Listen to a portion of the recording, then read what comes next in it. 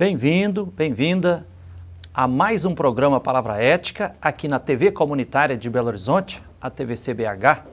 Eu sou Gilvander Luiz Moreira, lembrando de saída que a programação aqui da TV Comunitária é através da TV a cabo, canal 6 da NET e canal 13 da Oi, e também é acessível via internet, através do seguinte endereço, www.tvcbh.com.br, tvcbh.com.br. E hoje no Palavra Ética nós temos a grande alegria de entrevistar aqui o Dr. Livingston José Machado. Dr. Livingston, bem-vindo aqui ao Palavra Ética. Muito obrigado. Há muito tempo eu estava já pensando em convidar o Dr. Livingston para vir aqui. E o Dr. Livingston é advogado, né? É juiz aposentado compulsoriamente pelo Tribunal de Justiça, ele vai nos explicar aqui. Dr. Livingston José Machado é também professor da PUC Minas, no curso de Direito, né, lecionando Direito Penal, Direito Processual, e já está com os manuscritos de um livro aí que está Sai Não Sai, que tem como título Abrindo a Caixa Preta, : A Justiça por Dentro. Dr. Livingston, vamos começar do começo. Você nasceu em Belo Horizonte? Sim, sou natural de Belo Horizonte. O tempo aqui é pequeno, mas você já é bastante conhecido e reconhecido, mas para quem vai nos acompanhar aqui pela TV comunitária, pela internet posteriormente, né, também, alguns traços, algumas coisas importantes assim da sua infância, da sua adolescência, por que você resolveu estudar direito, se tornar um juiz e abraçar a luta por justiça, conforme você vem testemunhando na sua ação. Bom, na prática, eu nunca tive um projeto para ser juiz quando da infância.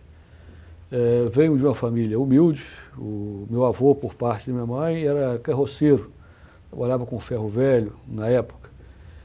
Vieram da cidade próxima aqui, Jeceaba, sem lugar para morar. Na época receberam do então prefeito de Belo Horizonte autorização para morar naquela antiga jardineira que estava abandonada. Eles moraram ali. E seu avô? Isso, meu avô e minha avó, maternos. Meu pai era radiotelegrafista, na época da comunicação feita por radiotelegrafia, também de família pobre do interior. O pai e mãe deles eram agricultores numa cidade chamada Iguatama, um distritozinho chamado Garças de Minas, onde eu passei a minha infância.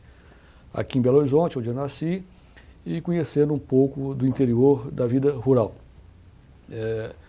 Comecei a valorizar a educação. Meu pai sempre, mesmo nas dificuldades econômicas, dizia: olha, a única coisa que eu posso deixar para os meus filhos é a educação e a cultura.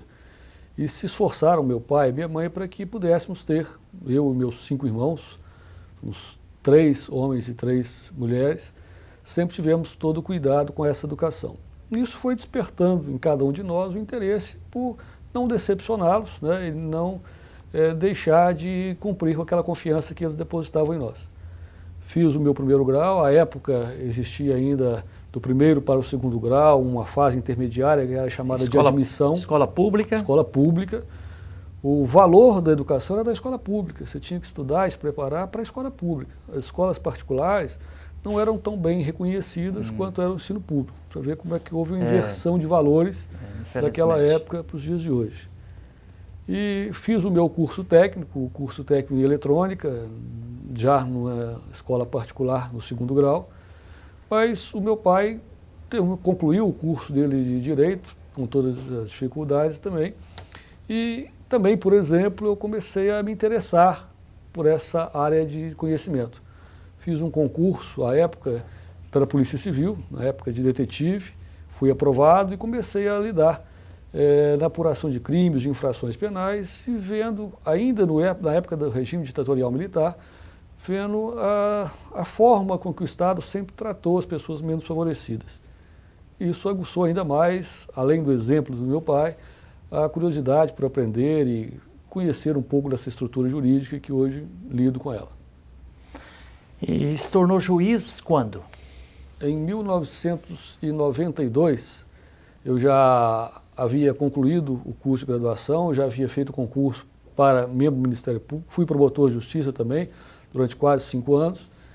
E, à época, o salário, os vencimentos do promotor de justiça eram muito pequenos em relação ao salário da magistratura.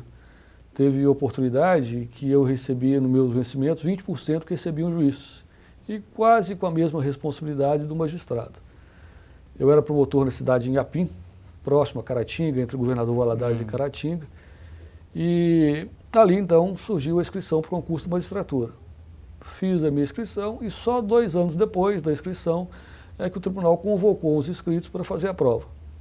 Quando fiz a prova, quando fiz o concurso para a magistratura, já havia o Ministério Público conseguido a equiparação salarial. O promotor ganhava o mesmo que ganhava um juiz.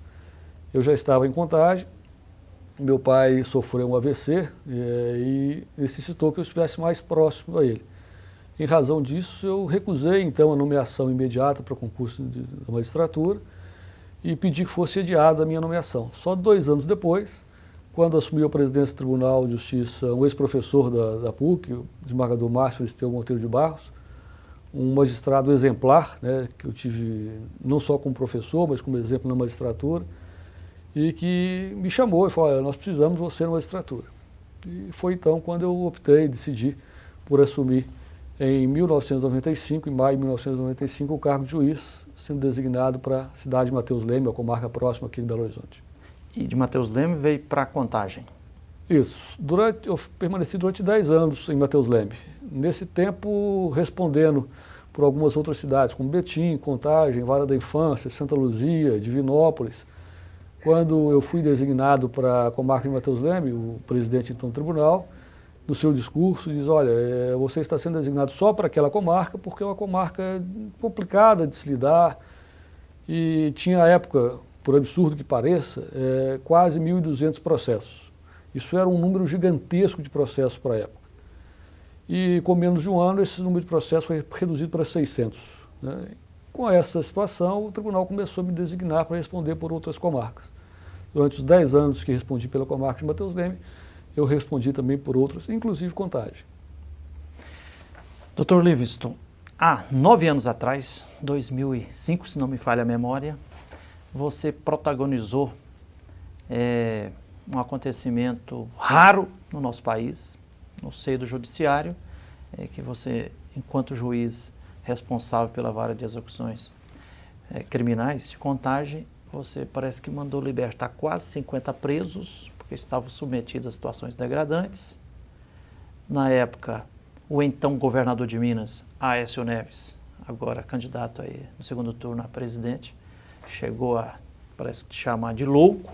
Sim. Parece que pressionou a cúpula do Tribunal de Justiça para que te processasse. E, se não me engano, parece que você foi reprimido barbaramente, né, pelo tribunal, pela imprensa, e aí foi aposentado compulsoriamente. Foi isso mesmo? Foi. Refresque exatamente a nossa memória, para quem nos assiste aí, o que é que aconteceu. Inclusive, isso é pano de fundo, assim, substrato de que está nesse livro que está no prelo, Abrindo a Caixa Preta, a Justiça por Dentro? Sim. Boa parte dos relatos estão nesse livro, sim. Então, o nosso tempo é pequeno aqui, mas conta para nós lá. O que aconteceu. Em 2005, em maio de 2005, fui promovido então da comarca de Mateus Leme para a vara de execuções criminais da comarca de Contagem. Fui ser titular lá, onde eu já havia, anos atrás, iniciado a título experimental pelo Tribunal de Justiça a experiência daquele trabalho ali em Contagem. Quando cheguei em Contagem, nós tínhamos uma situação complicada na execução penal, decorrente de uma política que o então governo do Estado, o governador Aécio Neves à época... Isso em 2005, né? Isso em 2005, início de 2005. Havia implementado, dizendo que as delegacias de polícia de Belo Horizonte não seriam mais unidades carcerárias, não abrigariam mais presos. Há muitos anos atrás, a delegacia de furto e roubos era problemática, os distritos policiais eram problemáticos, exatamente em razão dessa atividade que era de custódia dos presos que estavam ali recolhidos. E o motivo principal é a ausência, ou cadeias superlotadas, e os presos ficavam nas delegacias? Era isso? Não tinha, como hoje ainda não tem, uma política penitenciária adequada para o nosso sistema. Hoje, uma das bandeiras que o então candidato pelo PSDB, quando à época governador do estado, ostenta é a redução da minoridade penal, né, dizendo que isso vai ser uma bandeira, um marco para se combater a criminalidade. Engano, lê do engano, né? Nós não temos hoje lugar para dar efetividade às sentenças penais condenatórias dos que são hoje condenados. Imagine se houver uma redução da minoridade penal, o número de adolescentes em conflito com a lei é significativamente grande, talvez se aproxime do número de criminosos hoje condenados. Nós vamos simplesmente dobrar a necessidade de prisão e sem a capacidade de dobrar a oferta de vagas. E outra coisa que não se leva em conta é que prisão ou presídio sem um projeto educacional, sem uma proposta de ressocialização, é um tiro no pé. O direito penal, todo o direito tem como finalidade prevenir a ação criminosa. E nós temos experimentado a cada ano que passa, quanto mais rigorosas são as sanções, quanto mais rigorosas são as penas, quanto maior é o número de condenados, o efeito que nós temos é de aumento da criminalidade e não de diminuição. Nós estamos usando a força para produzir criminalidade. Tem um autor que eu gosto muito de citar, já falecido nos anos 1959, mas quem lê essa obra pode ver a atualidade dela. Ele era jornalista e foi magistrado também, cassado na época pela ditadura do Vargas, chamado Arruda Campos. O título do livro é A Justiça a Serviço do Crime.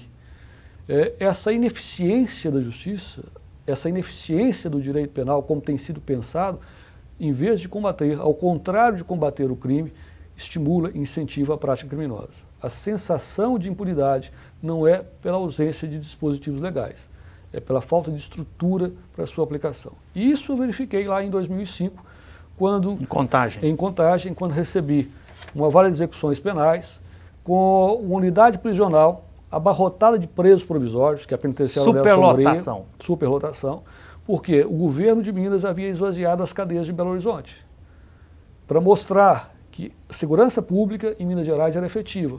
O cartão de visita era Belo Horizonte. As delegacias estavam empurraram esvaziadas. os presos para Contagem. Só que você não bate com a varinha de condão e faz com que esses presos desapareçam. Colocaram nas circunscrições, nas comarcas vizinhas de Belo Horizonte. Contagem foi uma que recebeu. A penitenciária Nelson Hungria tinha lá 158 presos provisórios. Enquanto isso, as 6 unidades prisionais, que eram delegacias de polícia em Contagem, cada uma tinha 150, 160 presos condenados, um espaço que cabia 8, 9, 10 no máximo. Então, mais de 10 vezes mais a capacidade. Muito maior que a capacidade. Celas superlotadas. Celas superlotadas, doenças sendo transmitidas entre eles e entre os visitantes. Sorte nossa que nós não tínhamos naquela época o ebola nas delegacias, que é esse terror que nós vivemos hoje na saúde.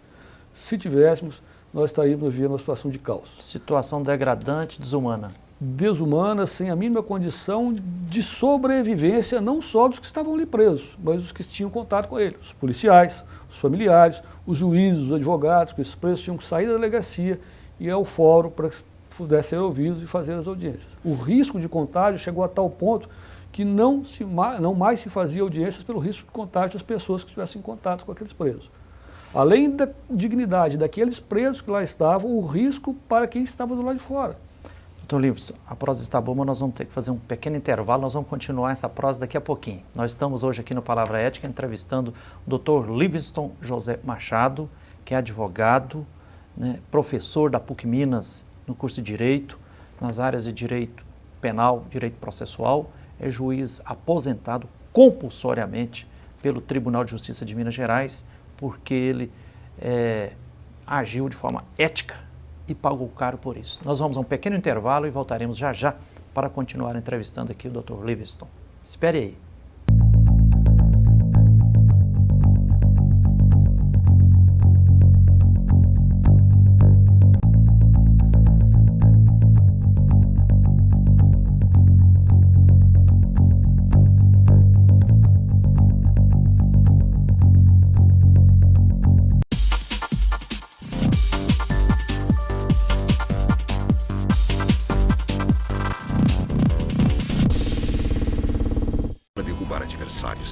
E que sabem como ninguém o que fazer em meio a uma confusão na rua.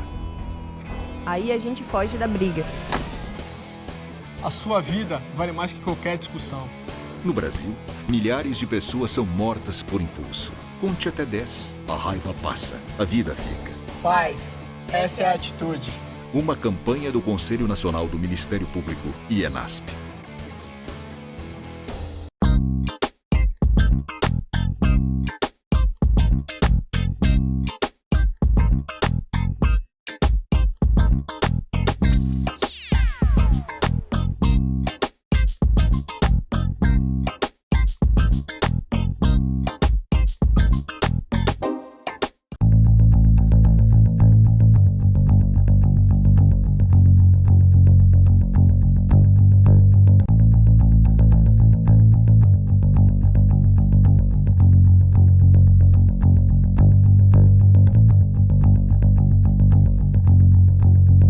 Olá, estamos de volta aqui na Palavra Ética, na TV Comunitária de Belo Horizonte, iniciando o segundo bloco do nosso programa. Hoje nós estamos entrevistando o doutor e professor Livingston José Machado, que é advogado, professor da PUC Minas, professor do curso de Direito, professor nas áreas de Direito Penal, Direito Processual, é juiz aposentado compulsoriamente pelo Tribunal de Justiça de Minas Gerais. Doutor Livingston, no final do primeiro bloco, você estava contando para nós o que foi que aconteceu quando você era juiz lá em Contagem, né, que fez você determinar a libertação de dezenas de presos antes deles cumprirem total da pena deles. Sim, então vamos lá.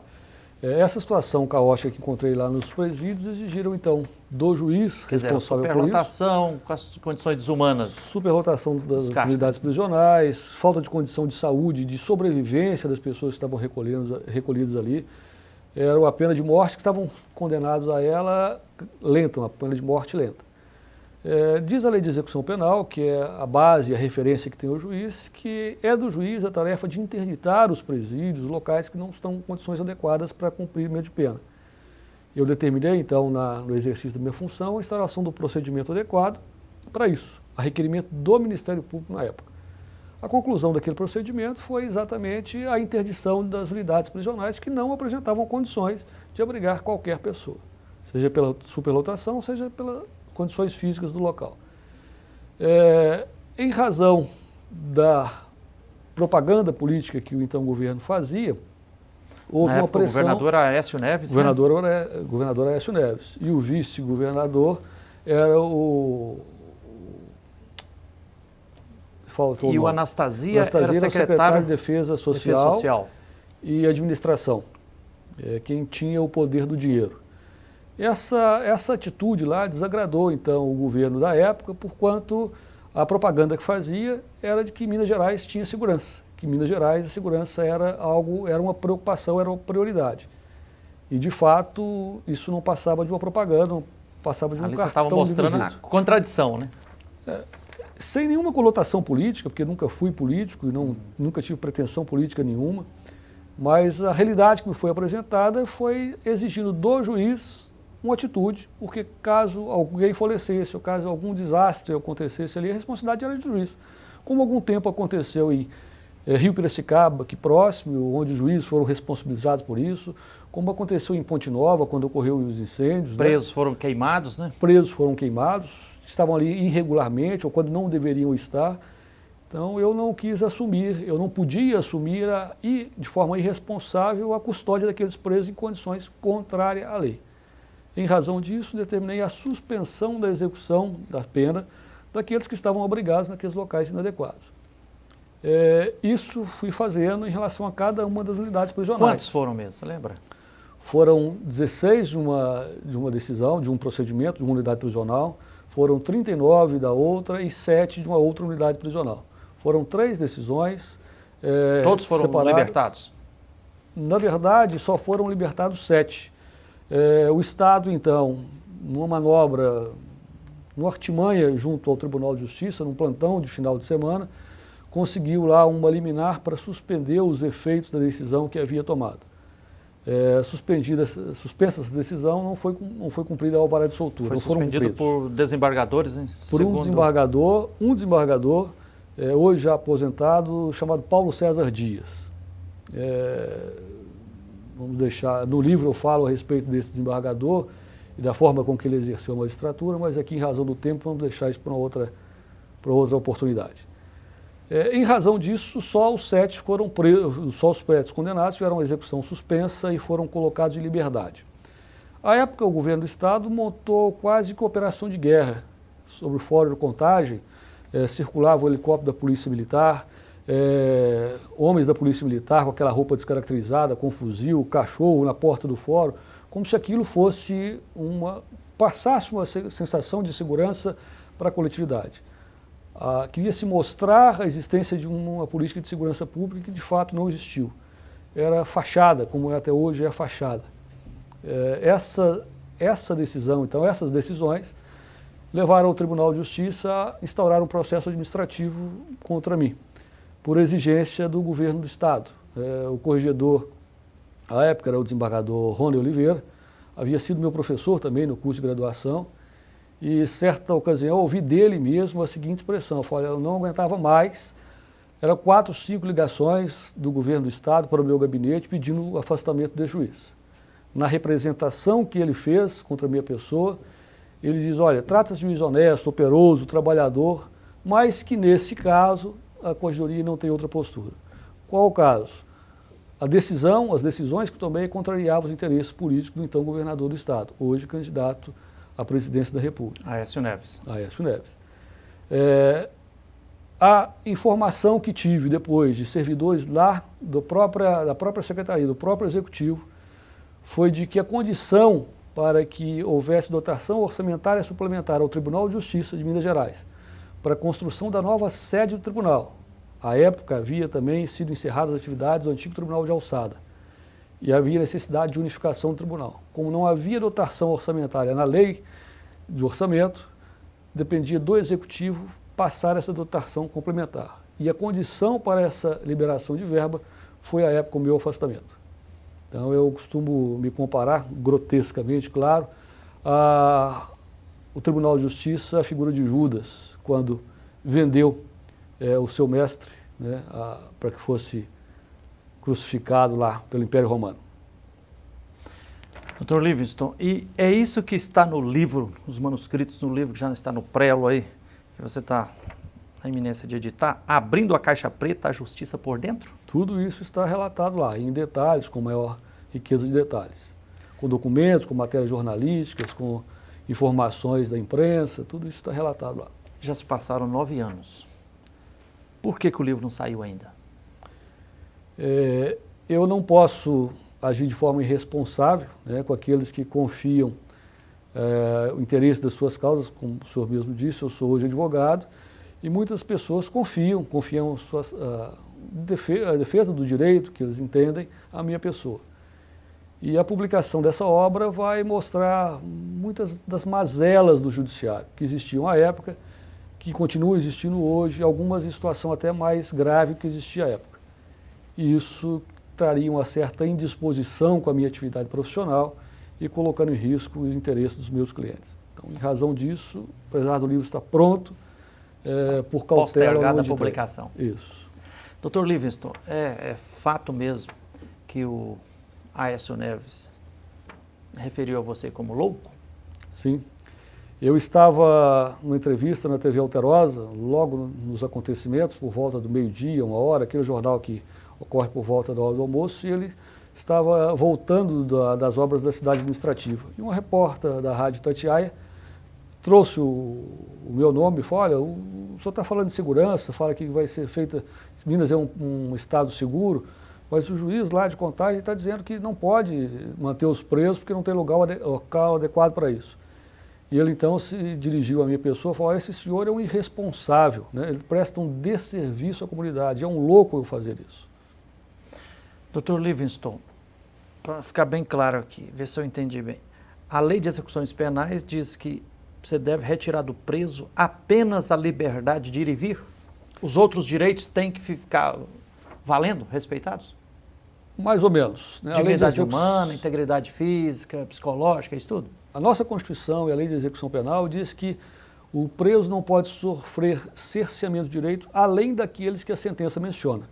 Então, se a sentença só privou da liberdade, Se a sentença privou, por exemplo, dos direitos políticos enquanto está cumprindo a pena, se a sentença o obriga a cumprir alguma tarefa, alguma prestação de serviço ou de exercer algum direito, como, por exemplo, nos crimes de trânsito, conduzir veículo automotor, só isso pode ser limitado à execução da pena. Não posso ir além do que consta da sentença condenatória. Isso a gente chama de desvio de execução. É uma ilegalidade, é um crime, inclusive, tal qual aquele que recebeu uma sanção do Estado. Doutor Livingston, no imaginário comum, assim, parece que tem muita gente que pensa que preso é para ser castigado, né? Desde que esse preso não seja um parente meu, desde que esse preso não seja o meu irmão, não seja o meu tio, não seja alguém que está próximo a mim. Quando essa sensação se aproxima de nós, nós achamos que a lei é injusta, nós achamos que o Estado tem que ser mais brando. Nós nos colocamos como, quando falamos de segurança pública, como separados da sociedade, como se fossem alienígenas. É uma hipocrisia. A ideia de nos colocarmos no lugar do outro, nós não conseguimos ainda pensar como sociedade, como pessoas integrantes dessa sociedade. É preciso repensar essa postura nossa, essa cobrança de ética, essa cobrança de uma postura escorreita do outro, tem que partir de mim. Eu só posso exigir que o outro seja correto, que o outro possa agir com ética quando eu, me olhando no espelho, digo, assim eu agiria da mesma forma. Aqui eu estou sendo ético, aqui eu estou sendo honesto. Se eu não sou honesto comigo mesmo, se eu não sou honesto no trato com você, eu não posso exigir que você tenha um comportamento comigo diferente. Ética ou honestidade exige reciprocidade. Exatamente. Doutor Livingston, nós estamos no país no meio de um mar de injustiças, né? Injustiça agrária, injustiça ambiental, injustiça social, injustiça urbana, a violência campeia, mais de 50 mil pessoas assassinadas a cada ano, principalmente a juventude, pobres, negros. E eu vejo assim que na sociedade destacam-se basicamente dois paradigmas para tentar resolver.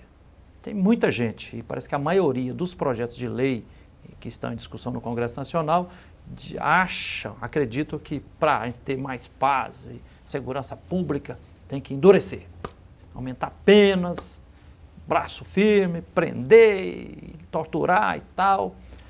E outro paradigma parece que diz, olha, isso é lei do engano, tem que mexer nas causas, é por educação, cultura, esporte, sociabilidade, não os vírus do individualismo, do consumismo. E você, que com essa sua história, né, grande experiência como juiz e tendo pagado preço forte por agir de forma ética, nosso tempo está pequenininho, mas eu queria ver uma palavrinha sobre essa questão. São dois movimentos que existem no direito. Um chamado movimento da lei e da ordem, que acha que através do rigor da lei nós vamos estabelecer a ordem, vamos estabelecer a paz social, nós vamos estabelecer uma tranquilidade na vida em sociedade. O outro que diz que o direito só deve atuar quando for imprescindível. Esse outro movimento me parece mais adequado à nossa realidade. O direito é a última razão, o último recurso. Existem outras tantas formas de solução de conflitos, existem tantas outras formas que devem ser priorizadas. Não se resolve o problema da economia com lei, não se resolve o problema da fome com lei, não se resolve o problema da segurança com lei, mas se resolve com orientação, com educação, com formação humana. Não é por acaso que a nossa Constituição elenca a dignidade da pessoa humana como pilar, como base dessa estrutura jurídica, social e administrativa do Estado brasileiro, chamado Estado Democrático de Direito. Doutor Livingston, o nosso tempo, infelizmente, esvaiu-se. Já vou deixar de público aqui o convite para você voltar aqui para a gente continuar essa prosa, né? Obrigadão. Nós entrevistamos hoje aqui no Palavra Ética o doutor Livingston José Machado, advogado, juiz aposentado compulsoriamente pelo Tribunal de Justiça de Minas Gerais, professor da PUC Minas. Obrigado a você que nos honra com a sua atenção e até o próximo Palavra Ética.